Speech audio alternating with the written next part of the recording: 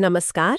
तपोभूमि पाठशाला में आपका स्वागत है। आज के इस वीडियो में हम उत्तराखंड के प्राचीन इतिहास के अध्याय 3 के अंतर्गत प्रारंभिक अध्ययन एवं पुरातत्व का क्रमबद्ध और तथ्यात्मक अध्ययन करेंगे।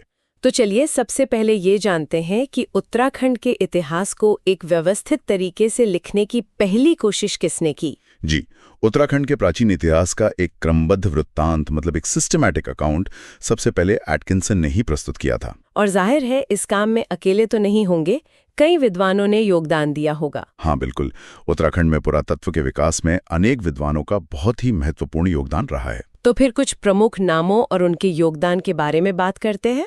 इसमें सबसे पहले यशवंत सिंह कठोच का नाम लाता है।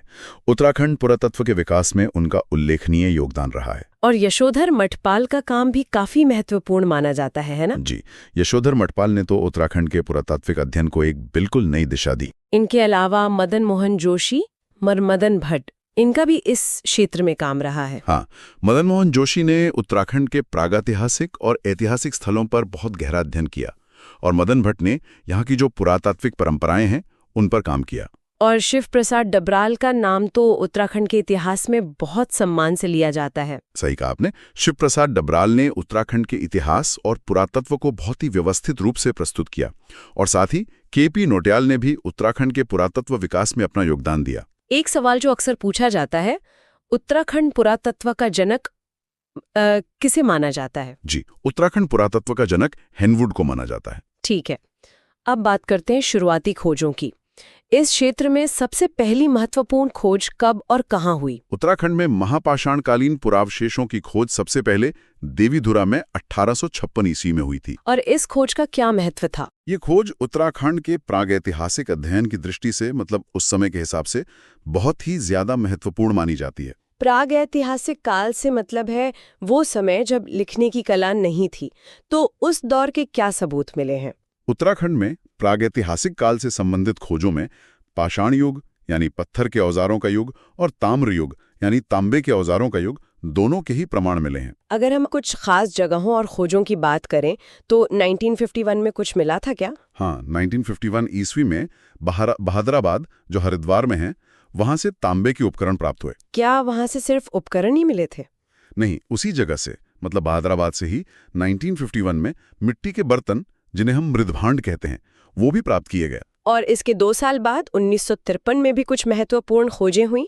जी, 1953 ईस्वी में यज्ञदत्त शर्मा द्वारा पत्थर के उपकरणों की खोज की गई। और क्या यज्ञदत्त शर्मा ने सिर्फ पत्थर के उपकरण ही खोजे? नहीं, उसी वर्ष यज्ञदत्त शर्मा ने मृदभांडों की भी खोज की थी। ये जो पत्थर के उपकरण मिले ये किस तरह के थे, मतलब इनके प्रकार क्या थे? उत्तराखंड में जो पत्थर के उपकरण मिले हैं उनमें स्क्रेपर एक प्रमुख प्रकार का उपकरण है जिसका इस्तेमाल शायद खुरचने के लिए किया जाता था। स्क्रैपर के अलावा और भी कोई प्रकार थे? हाँ, इसके अतिरिक्त छेनी और कन्नी प्रकार के पत्थर के उपकरण भी पाए गए हैं। और इन सभी उपकरणों को वैज्ञानिक किस श्रेणी में रखते हैं? इन सभी पत्थर के उपकरणों का वर्गीकरण फ्लेक वर्ग में किया जाता है, जिसका मतलब है कि ये पत्थर के बड़े टुकड़ों से परतें निकालकर बनाए गए थे। पाषाणकालीन अवशेषों के लिए रामगंगा घाटी का भी जिक्र आता है। बिल्कुल, उत्तराखंड में पाषाणकालीन अवशेष रामगंगा घाटी से भी मिले हैं और इन अवशेषों की खोज यशोधर मठपाल द्वारा की गई थी।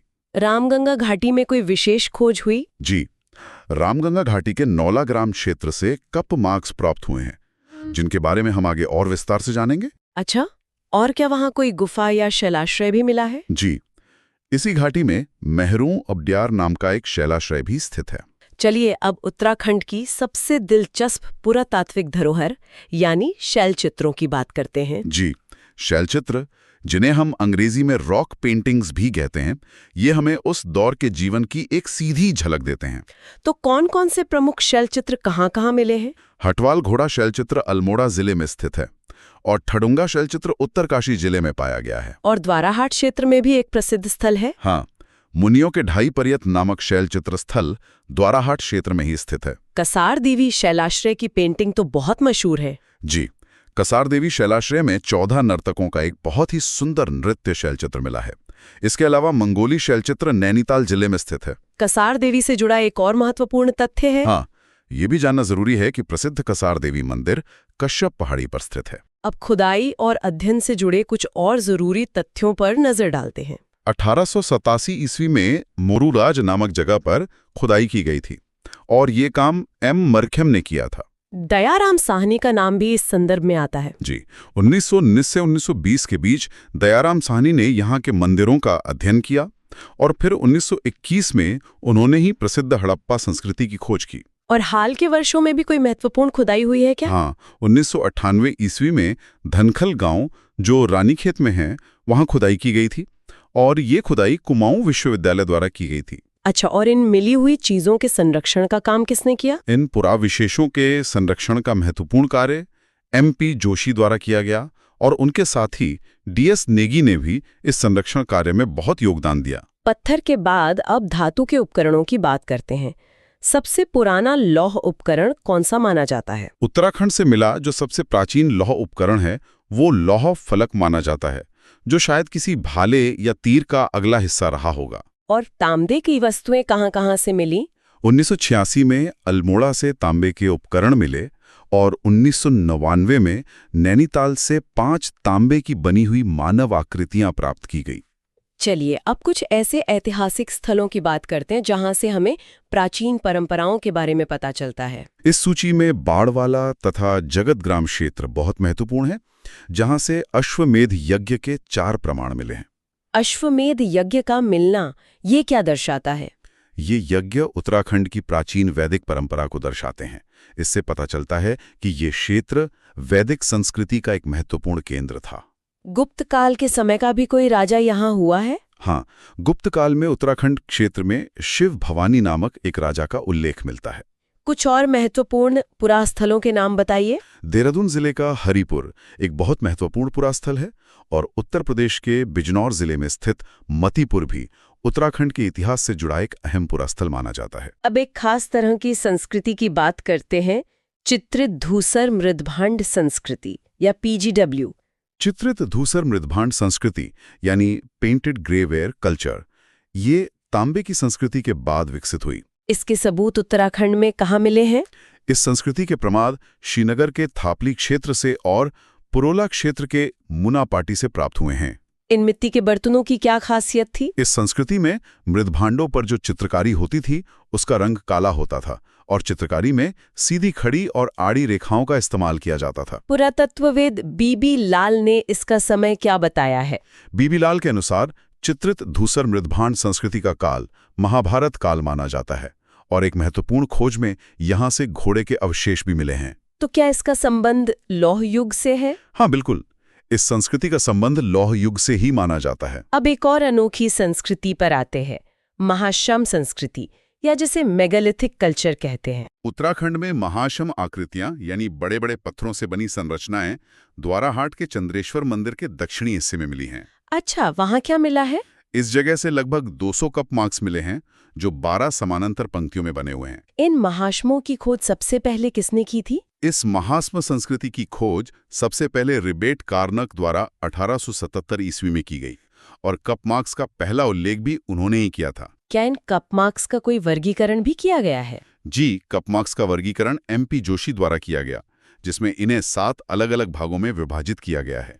इस संस्कृति से कौन सी जनजातियां जुड़ी मानी जाती हैं? इस संस्कृति से संबंधित जो प्रमुख जनजातियां हैं वो टोकार्ज तथा मूल्य मानी जाती हैं। अलग अलग जगहों पर मिले कप मार्क्स की खोज अलग अलग लोगों ने की है, ऐसा है क्या?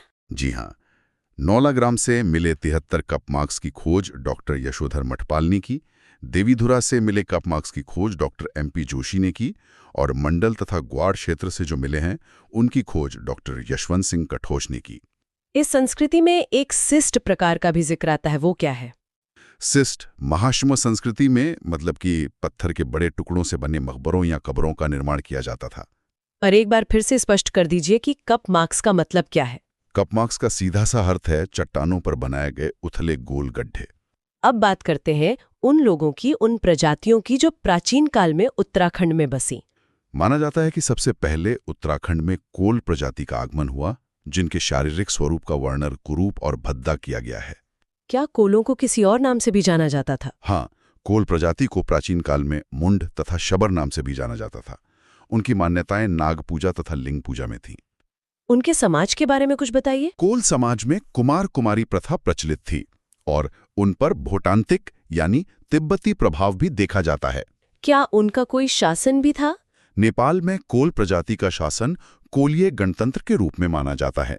शिव प्रसाद डबराल के अनुसार तो कोल ही उत्तराखंड की सबसे प्राचीन जाति थी। कोल प्रजाति के बाद कौन आए? कोल प्रजाति के बाद किरातों का शासन माना जाता है, जिन्हें किन्नर तथा कीर नाम से भी जाना जाता था। पुराणों में किरातों के लिए क्या कहा गया है? स्कंद पुराण में किरातों को भिल कहा गया है। इनकी भाषा मुंडा थी और इनका मुख्य भोजन सत्तू था। उनकी जीवन शैली कैसी थी? किरातों की जीवन शैली भ्रमणकारी, पशुपालक तथा शिकारी वाली थी। महाभारत के वन पर्व में भी इनका उल्लेख मिलता है। महाभारत से जुड़ी कोई खास घटना है क्या? हाँ, अर्जुन का युद्ध किरातों से शिव के झंडे तले हुआ था। ये युद्ध बिल्लव केदार नामक स्थान पर हुआ था, जिसे शिवप्रयाग भी कहा जाता है। क्या साहित्य ग्रंथों में भी किरातों का जिक्र है? बिल्कुल। बाणभट्ट की कादंबरी तथा कालिदास के रघुवंश में भी किरातों का उल्लेख मिलता है। क्या आज भी इनके वंशज उत्तराखंड में रहते हैं? माना जाता है कि वर्तमान समय में किरात प्रजाति का निवास अस्कोट तथा डिडीहाट क्षेत्र में है, और जॉर्ज ग्रियर्सन के अनुसार तो किरात ही उत्तराखंड की प्राचीनतम जाति थे। किरातों के बाद किस प्रजाति का आगमन हुआ? किरातों के बाद उत्तराखंड में खस प्रजाति का आगमन हुआ। 1885 ईस्वी में खसों को सामाजिक रूप से शूद्र वर्ग में रख दिया गया था। क्या महाभारत में खसों का भी उल्लेख है? हाँ, महाभारत के सभा पर्व में खसों का उल्लेख मिलता है। महाभारत युद्ध में खस कौरवों की ओर से लड़े थे और उनकी राजधानी कार्तिकेयपुर थी। इनके सामाजिक रीति रिवाज कैसे थे? राजशेखर की काव्य मीमांसा में खस प्रजाति का उल्लेख है। खस समाज में घर जवाई प्रथा प्रचलित थी और उनकी धार्मिक प्रथा में पशु बलि का विशेष महत्व था। और भी कुछ खास प्रथाएं थी? हाँ, खस समाज में विधवा विवाह की टिकुआ प्रथा, संतान के नामकरण की झटेला परंपरा और पुत्री को दान देने की देवदासी प्रथा का भी उल्लेख मिलता है। उत्तराखंड में बौद्ध धर्म के प्रसार से इनका क्या संबंध है? माना जाता है कि खसों के माध्यम से ही उत्तराखंड क्षेत्र में बौद्ध धर्म का प्रसार हुआ था। अब अगली प्रजाति भूटांतिक या शौका के बारे में बात करते हैं। इनका निवास क्षेत्र काली नदी की घाटी माना जाता है और इन्हें शौका नाम से भी जाना जाता है। इनकी सबसे बड़ी पहचान क्या थी? शौका एक व्यापारिक प्रजाति थी। तिब्बत के साथ इनका व्यापार 1962 ईस्वी तक चलता रहा। इस व्यापार की अनुमति उन्हें कैसे मिली थी? 1914 ईस्वी के एक समझौते के अंतर्गत इन्हें तिब्बत के साथ व्यापार करने की अनुमति दी गई थी। क्या शौका प्रजाति में कोई उपजातियां भी हैं? हाँ, शौका प्रजाति की उपजातियों में गरियाल, गुजियाल, मौलिया, तोलिया, पागती, कुटियाल तथा दताल शामिल हैं। उनके समाज में विवाह के क्या नियम थे? उनका सामाजिक विभाजन राट और संगोत्र में किया गया था, जिसमें एक ही राट के अंदर विवाह करना मना था। उनकी कुछ खास प्रथाओं और देवताओं के बारे में बताइए। दारमा तथा व्यास घाटी में रंगबड़ प्रथा प्रचलित थी। वे वर्षा के देवता को घुरमा देवता और व्यापार के देवता को घबला देवता कहते थे। चलिए अब उत्तराखंड के इतिहास को कालखंडों में बांटकर समझते हैं। इतिहासकारों ने उत्तराखंड के इतिहास को मुख्य रूप से 3 भागों में बांटा है: प्रागैतिहासिक काल, आद्य ऐतिहासिक काल तथा ऐतिहासिक काल। तो प्रागैतिहासिक काल के कुछ और स्थलों की बात करते हैं। अल्मोड़ा में क्या मिला है? अल्मोड़ा जिले के कालामाटी और मल्ला पैनाली क्षेत्र से शैल चित्र यानी रॉक पेंटिंग्स प्राप्त हुई हैं। नैनीताल में भी कुछ खोज हुई है? जी, नैनीताल जिले के खुटानी नाला क्षेत्र से पत्थर के उपकरण मिले हैं और इनकी खोज यशोधर मठपाल द्वारा की गई।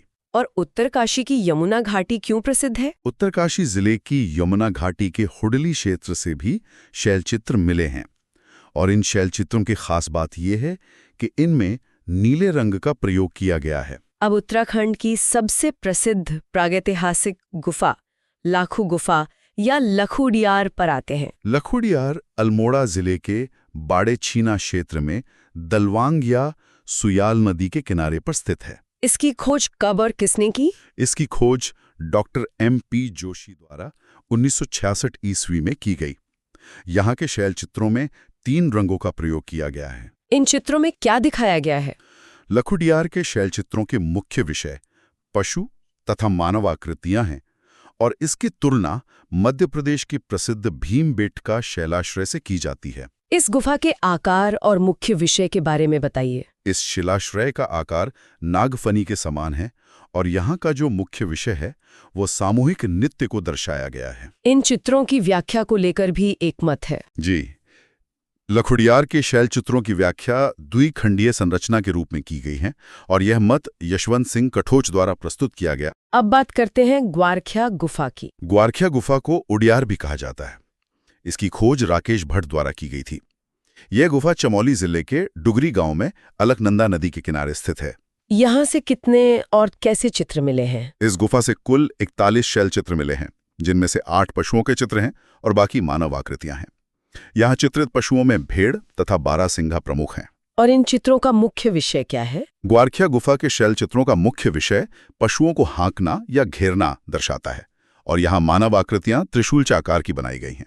एक और महत्वपूर्ण स्थल है किमनी गांव। किमनी गांव चमोली जिले में थराली के पास पिंडर नदी की घाटी में स्थित है। यहाँ के शैल चित्रों की क्या विशेषता है? यहाँ के शैल चित्रों में हल्के सफेद रंग का प्रयोग किया गया है और इनके विषयों में हथियारों तथा पशुओं के चित्र शामिल हैं। अब चलते हैं एक बहुत ही महत्वपूर्ण पुरातात्विक स्थल मलारी गांव की ओर। मलारी गांव चमोली जिले में तिब्बत सीमा के पास स्थित है। यहाँ का सर्वेक्षण गढ़वाल विश्वविद्यालय द्वारा 1983 और 2001 में किया गया था। यहाँ से सबसे महत्वपूर्ण खोज क्या थी? मलारी से एक पूर्ण मानव कंकाल मिला है, जिसकी पहचान वृषम जुबू या जोबा के रूप में की गई है। और एक सोने के मुखौटे की भी बात होती है। जी हाँ, मलारी से 5.2 किलोग्राम का एक सोने का बना हुआ मुकावरण भी मिला है। साथ ही मानव कंकालों के साथ मिट्टी के बर्तन भी मिले हैं। यहाँ मिले अवशेषों की तुलना कहीं और से की जाती है? हाँ, यहाँ से मिले अवशेषों की समानता पाकिस्तान की स्वात घाटी की संस्कृति से मानी जाती है। यहाँ से काले तथा धूसर रंग के मृदभांड भी मिले हैं। क्या कोई विशेष चित्र भी मिला है? मलारी से मिले एक चित्र में हत्ते वाले बर्तन यानी कुतुब पर मोनाल पक्षी को दर्शाया गया है। यहाँ के अवशेषों को अध्ययन के लिए आगरा भेजा गया था। मलारी में शवाधान या कब्रगाह की खोज किसने की थी? मलारी में शवाधान की खोज शिव प्रसाद डबराल द्वारा 1956 ईस्वी में की गई थी। राहुल सांकृत्यायन के अनुसार ये शवाधान खस जाति से संबंधित था। यहाँ शवों को दफनाने का तरीका क्या था? यहाँ शवाधान के लिए पहाड़ी को काटा जाता था और शव को घुटने मोड़कर तथा औंधे मुंह रखा जाता था। क्या यहाँ से कोई लौह उपकरण भी मिला? हाँ, मलारी शवाधान से एक प्राचीन लौह फलक भी प्राप्त हुआ है। अल्मोड़ा क्षेत्र में भी शवाधान स्थल मिले हैं। जी, अल्मोड़ा जिले के नौला जैनल गांव से शवाधान मिले हैं, जिनकी खोज यशोधर मठपाल द्वारा की गई थी। और कौन-कौन से गांव हैं जहां शवाधान के प्रमाण मिले? इसके अलावा साणा गांव तथा बसेड़ी गांव से भी शवाधान के प्रमाण प्राप्त हुए हैं। अल्मोड़ा में शवाधान के कौन से प्रकार मिले हैं? अल्मोड़ा क्षेत्र में शवाधान के प्रकारों में सिस्ट शवाधान तथा अर्न वेरियल यानी कलश शवाधान शामिल हैं। अब बात करते हैं लुएथाप या त्वेथाप शैलचित्रों की। लुथाप शैलचित्र अल्मोड़ा जिले में स्थित हैं, जहां कुल 3 शैलाश्रय पाए गए हैं। इन चित्रों की क्या विशेषता है? इन शैलचित्रों में लाल रंग का प्रयोग किया गया है और त्वेथाप शब्द का अर्थ ही रक्त चित्र होता है। इनमें क्या दर्शाया गया है? यहाँ के शैलचित्रों में मानव को शिकार करते हुए तथा हाथ में हाथ डालकर नृत्य करते हुए दर्शाया गया है। पेटशाल और फड़कानोली भी महत्वपूर्ण स्थल हैं। फड़कानोली की खोज 1985 में डॉक्टर यशोधर मठपाल ने की थी। यहाँ 3 शैलाश्रय हैं और ये अल्मोड़ा जिले में हैं। और पेटशाल की खोज कब हुई? पेटशाल की खोज 1989 में डॉक्टर यशोधर मठपाल द्वारा ही की गई थी। यहाँ के शैलचित्रों में कत्थई रंग का प्रयोग किया गया है। ये दोनों स्थल किस नदी के पास हैं? पेटशाल के शैलचित्रों में मानव आकृतियां हैं और पेटशाल और फड़कानौली दोनों ही स्थल सुयाल नदी के प्रवाह क्षेत्र में स्थित हैं। एक और स्थल है फलसीमा। फलसीमा अल्मोड़ा जिले में स्थित है, जहां 2 चट्टानों पर मानव आकृतियां योग मुद्रा तथा नृत्य मुद्रा में बनी हुई हैं। क्या यहाँ से कप मार्क्स भी मिले हैं? हाँ, फलसीमा से 2 कप मार्क्स भी प्राप्त हुए हैं। अब एक बार फिर से तांबे के उपकरणों पर लौटते हैं। 1986 में अल्मोड़ा से और 1989 में पिथौरागढ़ के बनकोट क्षेत्र से 8 ताम्र मानव आकृतियां प्राप्त हुईं। इन उपकरणों को कहाँ रखा गया है? इन उपकरणों को राजकीय संग्रहालय अल्मोड़ा में सुरक्षित रखा गया है। बनकोट तथा बहादराबाद तांबे के उपकरणों के प्रमुख स्थल माने जाते हैं। इन उपकरणों का संबंध किस संस्कृति से है? इन उपकरणों का संबंध ताम्र संस्कृति से माना जाता है, जो उत्तरी गंगा घाटी की प्राचीनतम संस्कृतियों में से एक है। इस संस्कृति के अन्य स्थल कौन से हैं? इस संस्कृति के अन्य प्रमुख स्थल बिठूर, बिसौली तथा फतेहगढ़ हैं। बहादुराबाद से तांबे की चूड़ियां तथा कड़े भी मिले हैं।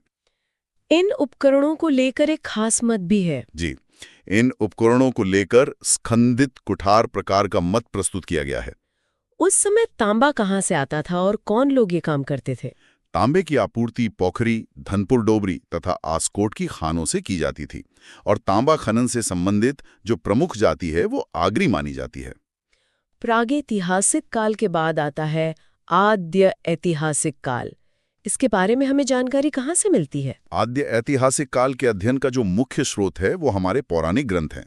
वैदिक और पौराणिक साहित्य में उत्तराखंड का उल्लेख मिलता है। सबसे पहला उल्लेख कहाँ मिलता है? उत्तराखंड का प्रथम उल्लेख ऋग्वेद में मिलता है, जहां इस क्षेत्र को देवभूमि तथा मनीषियों की पूंज भूमि कहा गया है। ऋग्वैदिक काल में इसे क्या कहा जाता था? ऋग्वैदिक काल में उत्तराखंड को उत्तर कुरु कहा गया है, जबकि दक्षिण कुरु क्षेत्र को मेरठ तथा हस्तिनापुर से जोड़ा जाता है। पुराणों में इस क्षेत्र का वर्णन कैसे किया गया है? पुराणों के अनुसार वाग्देवी का निवास बद्रिकाश्रम में माना गया है और इस क्षेत्र को हिमालयी खंड के रूप में वर्णित किया गया है।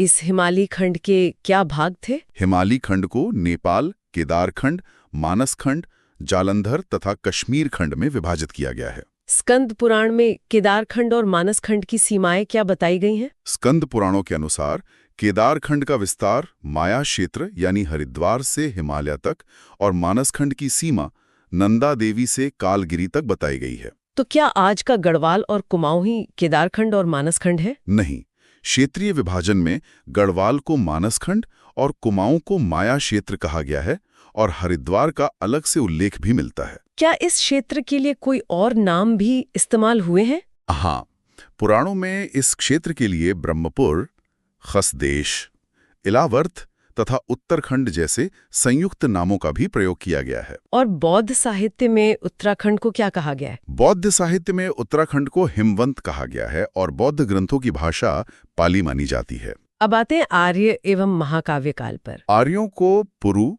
त्रित्सु, अनु, यदु तथा त्रिवसु जैसे वर्गों में विभाजित किया गया था और वैदिक काल में यहाँ त्रित्सु जन का शासन माना जाता है। कालिदास ने अपने महाकाव्य में गढ़वाल हिमालय का जिक्र किया है। जी, कालिदास के रघुवंश महाकाव्य में गढ़वाल हिमालय को गौरी गुरु कहा गया है। रामायण काल से इस क्षेत्र का क्या संबंध है? रामायण काल में इस क्षेत्र के शासक अंगद तथा चंद्रकेतु बताए गए हैं और हनुमान जी जिस संजीवनी को लाए थे उसका स्रोत द्रोणगिरी पर्वत को ही माना गया है। गढ़वाल क्षेत्र के प्राचीन नाम क्या क्या थे? गढ़वाल क्षेत्र के प्राचीन नामों में बद्रिकाश्रम क्षेत्र, तपोभूमि तथा केदारखंड शामिल हैं। पुराणों में केदारखंड का आकार कितना बताया गया है? केदारखंड की लंबाई 50 योजन यानी लगभग 200 मील तथा चौड़ाई 30 योजन यानी लगभग 120 मील बताई गई है। और इसकी 4 सीमाएं कौन-कौन सी थी? इसकी दक्षिणी सीमा गंगा द्वार, उत्तरी सीमा हिमालय, पश्चिमी सीमा तमसा या टॉन्स नदी तथा पूर्वी सीमा बौद्धांचल या नंदा देवी मानी जाती है। अब इस क्षेत्र का नाम गढ़वाल कैसे पड़ा, इस पर आते हैं। गढ़वाल क्षेत्र का एकीकरण 52 गढ़ों यानी किलों के रूप में किया गया था और इसका श्रेय राजा अजयपाल को दिया जाता है। क्या नाम की उत्पत्ति को लेकर कोई और मत भी है? हाँ, हरिदत्त भट्ट शैलेश के अनुसार गढ़वाल नाम की उत्पत्ति गाड़ यानी नदियों के आधार पर हुई है। पौराणिक कथाओं में भी गढ़ों का जिक्र है। बिल्कुल, पौराणिक मान्यताओं के अनुसार यहाँ असुर राजा शंबर का शासन था जिसके 100 गढ़ थे। फिर इन गढ़ों का क्या हुआ? इंद्र तथा राजा सुदास द्वारा शंबर का विनाश किया गया और प्रलय के बाद मानवों ने प्राणा यानी आज के माणा गांव में आश्रय लिया था। इस क्षेत्र से सप्तऋषियों और कुबेर का भी संबंध है। जी, सप्तऋषियों को इस क्षेत्र का संरक्षक माना गया है। कुबेर की राजधानी अलकापुरी यहीं मानी जाती है और मनु का निवास भी यहीं बताया गया है। अब यहाँ के प्रमुख धार्मिक स्थलों और परंपराओं की बात करते हैं। बद्रीनाथ क्षेत्र में गणेश गुफा, नारद गुफा और मुचकंद गुफा स्थित हैं। व्यास गुफा भी तो वही है। हाँ, बद्रीनाथ में ही व्यास गुफा तथा स्कंद गुफा भी स्थित हैं, जिन्हें वैदिक ग्रंथों की रचना से जोड़ा जाता है। वशिष्ठ मुनि से जुड़ा कोई स्थान है? टिहरी गढ़वाल के हिमायन पट्टी क्षेत्र में विसोन पर्वत पर वशिष्ठ गुफा, वशिष्ठ कुंड तथा वशिष्ठ आश्रम स्थित हैं। देवप्रयाग और तपोवन का क्या महत्व है? देवप्रयाग में भगवान राम का मंदिर है और इसे शिव की तपस्या से भी जोड़ा जाता है। वहीं टिहरी गढ़वाल के तपोवन क्षेत्र में लक्ष्मण द्वारा तपस्या करने का उल्लेख मिलता है। रामायण काल के एक प्रसिद्ध असुर का राज्य भी यहीं था। जी, रामायण काल में बाणासुर का राज्य गढ़वाल क्षेत्र में माना जाता है, जिसकी राजधानी ज्योतिषपुर यानी वर्तमान जोशीमठ थी। अब आते हैं महाभारत काल पर। महाभारत काल में केदारनाथ का नाम मृगगतुंग बताया गया है और इस काल में पुलंद या कुनिंद तथा किरात यहाँ की प्रमुख जातियां थीं। कुनिंदों का उल्लेख महाभारत में कहाँ-कहाँ है? कुनिंदों का उल्लेख महाभारत के सभा पर्व, वन पर्व, आरण्यक पर्व तथा भीष्म पर्व में मिलता है। राजा सुबाहु का भी जिक्र आता है। पुलिंद राजा सुबाहु का उल्लेख महाभारत में मिलता है। उनकी राजधानी श्रीनगर थी और वे महाभारत युद्ध में पांडवों की ओर से लड़े थे। राजा विराट की कहानी भी यहीं से जुड़ी है। हाँ, राजा विराट का राज्य जौनसार क्षेत्र में माना जाता था, जिसकी राजधानी विराटगढ़ी थी।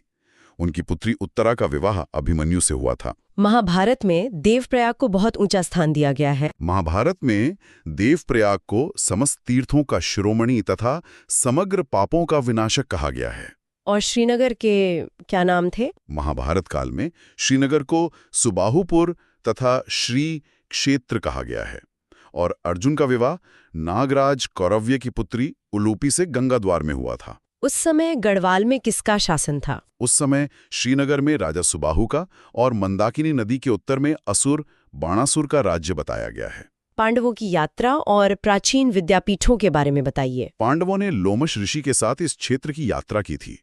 बद्रिकाश्रम तथा कण्वाश्रम को प्राचीन विद्यापीठ माना जाता है। क्या इस क्षेत्र का कोई और प्राचीन नाम भी है? ऋग्वेद में इस क्षेत्र को उशीनगर कहा गया है और बौद्ध ग्रंथों में बुद्ध के उशीध्वज जाने का उल्लेख मिलता है। ये उशीध्वज आज का कौन सा स्थान है? उशीध्वज की पहचान वर्तमान कंखल से की जाती है।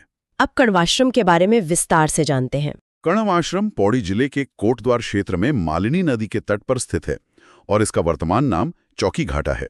ये आश्रम किस प्रसिद्ध कथा के लिए जाना जाता है? यह आश्रम राजा दुष्यंत और शकुंतला की प्रेम कथा के लिए प्रसिद्ध है।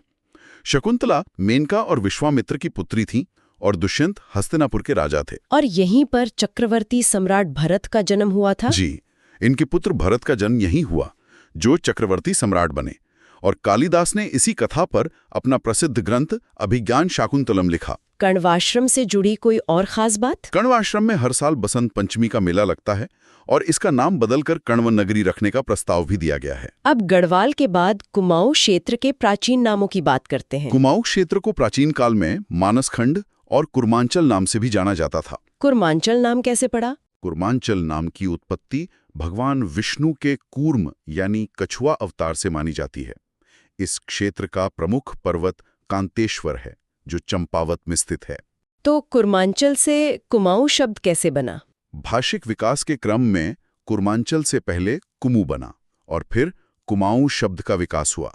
कुमाऊं शब्द का पहला लिखित प्रमाण कहाँ मिलता है? कुमाऊं का प्रथम अभिलेखीय उल्लेख नागनाथ मंदिर के शिलालेख में मिलता है, जिसमें शासक कल्याण चंद का उल्लेख है। किसी ग्रंथ में भी इसका जिक्र है? हाँ, उशारा गोदय ग्रंथ में कूर्मागिरी शब्द का प्रयोग किया गया है और माना जाता है कि कुमाऊं शब्द का प्रथम प्रयोग इसी काल में हुआ। और एक ताम्रपत्र में भी इसका उल्लेख है। जी, विक्रमचंद के ताम्रपत्र में बालेश्वर मंदिर को भूमिदान करने का उल्लेख मिलता है। कुमाऊं की पौराणिक परंपराएं क्या कहती हैं? स्कंद पुराण के मानसखंड का प्रारंभ राजा जनमेजय और सूत जी के संवाद से होता है। पुराणों के अनुसार यहाँ कौन सी जातियां रहती थीं? ब्रह्म तथा वायु पुराण में इस क्षेत्र में किरात, गंधर्व, किन्नर, यक्ष, नाग और विद्याधर जातियों का उल्लेख मिलता है। क्या इनकी कोई पूजा स्थल आज भी मौजूद है? हाँ, अल्मोड़ा में स्थित जाखन देवी मंदिर को यक्षों का स्थल माना जाता है, जबकि बीना नाग, बेरी नाग, काली नाग, पिंगल नाग तथा वासुकी नाग को नागों के स्थलों के रूप में जाना जाता है। और भगवान शिव से जुड़ा प्रमुख स्थल कौन सा है? जागेश्वर को शिव की तपस्या का प्रमुख स्थल माना जाता है और मानसखंड में कार्तिकेय के जन्म का भी उल्लेख मिलता है। कुछ और ऐतिहासिक तथ्य जो छूट गए हो? महाभारत में धौम्य ऋषि का उल्लेख मिलता है और बोधगया अभिलेख में पुरुषोत्तम सिंह नाम के एक व्यक्ति का नाम मिलता है। कुमाऊं के कुछ और प्राचीन नाम भी थे? हाँ, कुमाऊं को प्राचीन काल में कामादेश भी कहा गया है और रामायण काल में इस क्षेत्र को उत्तर कौशल कहा गया है। अब बात करते हैं उत्तराखंड से मिले प्रमुख लेखों की। प्रमुख शिलालेखों में कालसी, लाखामंडल, सिरोली तथा माणा के शिलालेख शामिल हैं। लाखामंडल शिलालेख की क्या खासियत है? लाखामंडल जौनसार भाबर क्षेत्र में स्थित है, जहां से राजकुमारी ईश्वरा का एक लेख मिला है। ये क्षेत्र यदुवंश के शासन से संबंधित था। और कहाँ-कहाँ से लेख मिले हैं? देवप्रयाग, कल्पनाथ, नैनीताल और बाड़वाला से भी अभिलेख और ईंटों पर लिखे लेख प्राप्त हुए हैं। त्रिशूल लेख कहाँ से मिले हैं? गोपेश्वर तथा बाड़ाहाट से त्रिशूल लेख मिले हैं। गोपेश्वर से गणपति नाग का 6ठी शताब्दी का और अशोक चल का 12वीं शताब्दी का त्रिशूल लेख मिला है। बाड़ाहाट त्रिशूल लेख की लिपि क्या है? बाड़ाहाट त्रिशूल लेख शंख लिपि में लिखा गया है। इसके अलावा देवलगढ़ तथा कोलसारी से मूर्तियों के आधार पर लिखे लेख मिले हैं। अब बात करते हैं उत्तराखंड की प्राचीन मुद्राओं की। मुनि की रेती तथा सुमाड़ी से कुषाणकालीन मुद्राएं प्राप्त हुई हैं। कुणिंद शासकों की मुद्राएं भी मिली हैं? जी, कुणिन शासकों में शिवदत्त, शिवपालित, हरिदत्त तथा गोमित्र के नाम मिलते हैं। इनकी मुद्राओं की खोज 1975 में हुई थी। क्या किसी और मुद्रा का भी उल्लेख है? हाँ, 3री शताब्दी की मोरध्वज नामक एक मुद्रा का भी उल्लेख मिलता है। कुछ अन्य पुरास्थलों के बारे में भी जान लेते हैं। कुमाऊं क्षेत्र में सेनापानी स्तूप को शुंगकालीन माना जाता है। और यमुना घाटी से एक खास मूर्ति मिली है। हाँ, यमुना घाटी के देवल गांव से भैंसे के मुख वाली एक चतुर्भुज प्रतिमा मिली है, जिसे सैंधव काल से जोड़ा जाता है। शिलालेखों को समझने के लिए उनकी शब्दावली को जानना भी जरूरी है। बिल्कुल, जैसे पल्लिका का अर्थ छोटा ग्राम, मृत्य का अर्थ सेवक और कुट्टपाल का अर्थ गढ़ का रक्षक होता है। कुछ और प्रशासनिक पदों के नाम बताइए। अक्षपटलिक का अर्थ लेखा परीक्षक, तालुका का अर्थ तहसील और महतम का अर्थ ग्राम का शासक होता है। और सेना से जुड़े पद कौन से थे? प्रतिहार का अर्थ द्वार रक्षक, बलाध्यक्ष का अर्थ सेनानायक, कुलाचारिक का अर्थ तहसीलदार और महादंडनायक का अर्थ प्रधान सेनापति होता है। अब सबसे महत्वपूर्ण शिलालेख कालसी शिलालेख पर आते हैं। कालसी शिलालेख की खोज 1860 ईस्वी में मिस्टर फोरेट द्वारा की गई थी। ये 257 ईसा पूर्व का है और सम्राट अशोक से संबंधित है। यह कहाँ स्थित है? यह यमुना और टोन्स नदी के संगम पर स्थित है। इसका स्थानीय नाम चित्रशिला है और इस पर प्रतीक के रूप में एक हाथी बना है। इसकी भाषा और लिपि क्या है? इस शिलालेख की भाषा प्राकृत तथा लिपि ब्राह्मी है। इसमें मानव चिकित्सा, पशु चिकित्सा तथा अहिंसा का संदेश दिया गया है। अशोक ने इस क्षेत्र के निवासियों को क्या कहा है? इस लेख में इस क्षेत्र के निवासियों के लिए पुलिंद और क्षेत्र के लिए अपरांत नाम का प्रयोग किया गया है। कालसी के प्राचीन नाम क्या थे? कालसी का प्राचीन नाम सुधानगर तथा कलकुट बताया गया है और यह शिलालेख मौर्य साम्राज्य की अधीनता का एक राजनीतिक संकेत देता है। बौद्ध धर्म के प्रचार से इसका क्या संबंध है? बौद्ध ग्रंथ महावंश के अनुसार 3री बौद्ध संगीति के बाद मध्यम तथा उनके साथियों को हिमवत क्षेत्र में धर्म प्रचार के लिए भेजा गया था। अंत में सिरमौर के इतिहास पर एक संक्षिप्त नजर डालते हैं। सिरमौर की प्राचीन राजधानी कालसी ही मानी जाती है और यहाँ के एक शासक करम प्रकाश थे। बाद में राजधानी बदल दी गई थी। जी, लगभग 1621 ईस्वी में सिरमौर की राजधानी कालसी से नाहन स्थानांतरित कर दी गई थी। आशा करते हैं आपको ये वीडियो पसंद आई हो।